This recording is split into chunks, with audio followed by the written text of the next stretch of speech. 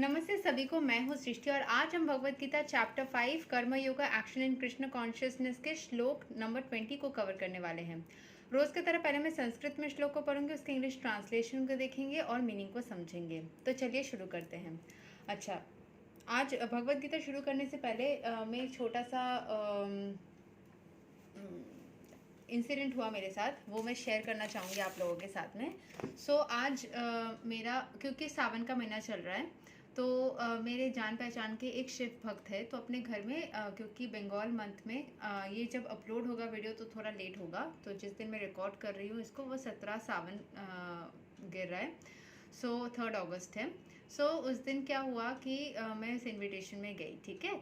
वहाँ पे क्योंकि मैं, आप सब देख सकते हैं, मैं तिलक लगाई हुई हूँ, थोड़ा फेड हो गया बट अभी भी है, और मैं तुलसी का माला धारण करती हूँ एंड मैं माला बैग भी गले में रखती हूँ हमेशा।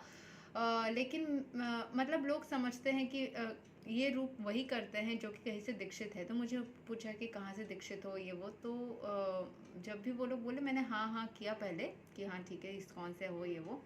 लेकिन जो लोग मेरे चैनल को फॉलो करते हैं उनको पता होगा कि मैं एक परम शैव हूँ।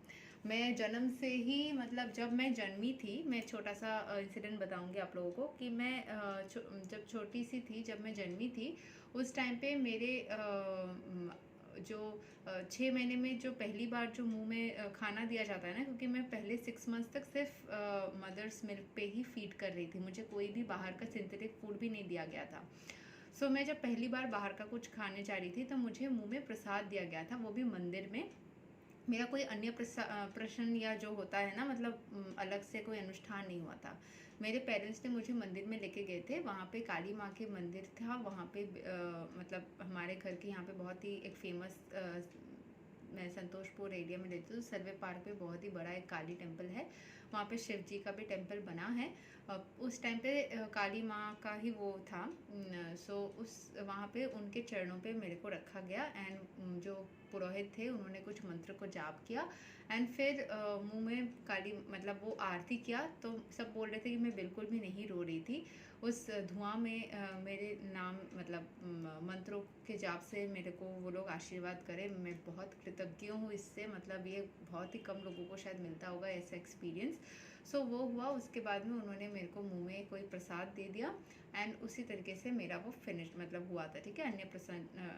अन्य भोग या फिर मुंह में प्रसाद देना, तो प्रसाद से ही मेरा मुंह, पहली बार जो मैंने मदर्स मिल्क के बाद कुछ और मैंने जो पहला दाना दिया था वो था काली माँ का, महादेव का वहाँ पे प्रसाद, और वो भी आरती के बाद मंदिर में।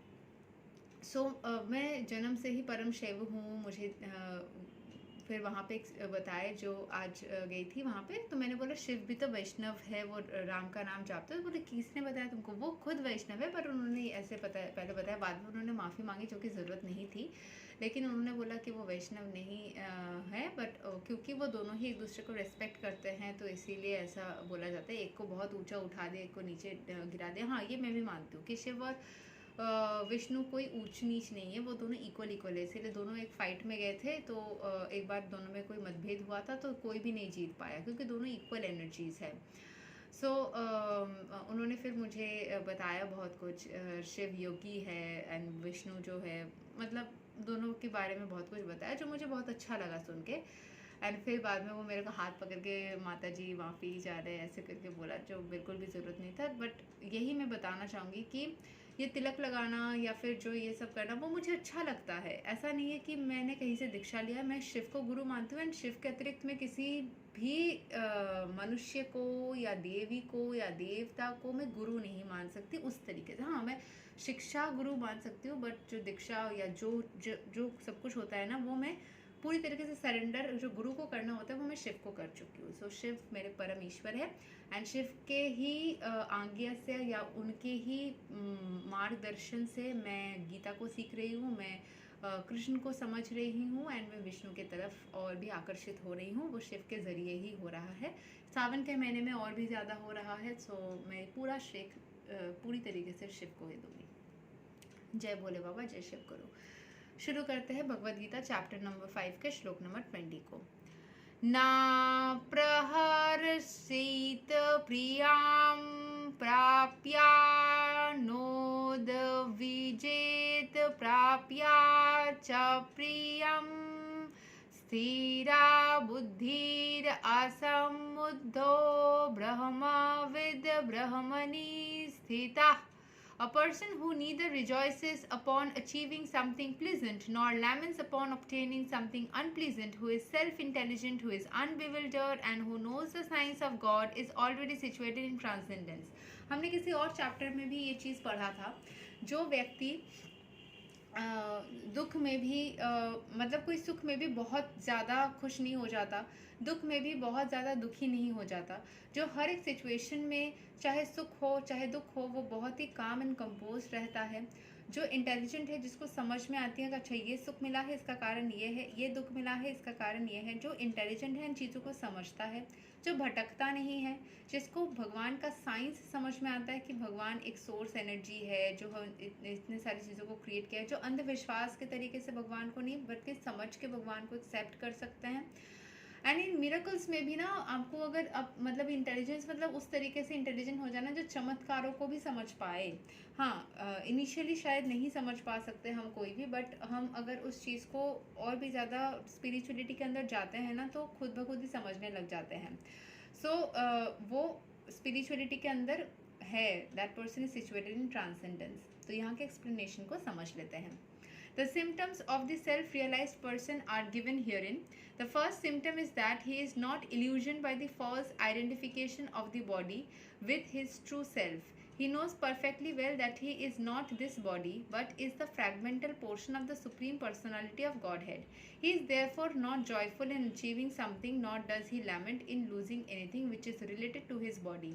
तो उसको पता है ये शरीर ही सब कुछ नहीं है, इसीलिए उसको अगर इस शरीर से कोई मटेरियलिस्टिक चीज़ों को खोने का भी गम नहीं होता, किसी चीज़ को पाने का भी एक्सेस खुशी नहीं होता, वो हमेशा ही सदा प्रसन्न और एक मतलब एक बोलते हैं ना स्टैंडर्ड सिचुएशन में हमेशा मेंटेन करता है खुद को.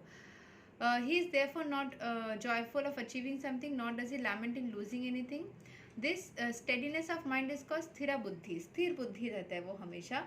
और self intelligence. He is therefore never bewildered by mistaking the gross body for the soul, nor does he accept the body as permanent and disregard the existence of the soul.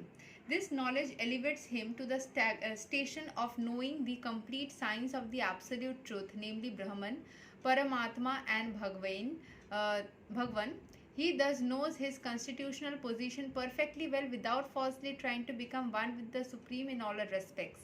This is called Brahman realization or self-realization. Such steady consciousness is called Krishna consciousness.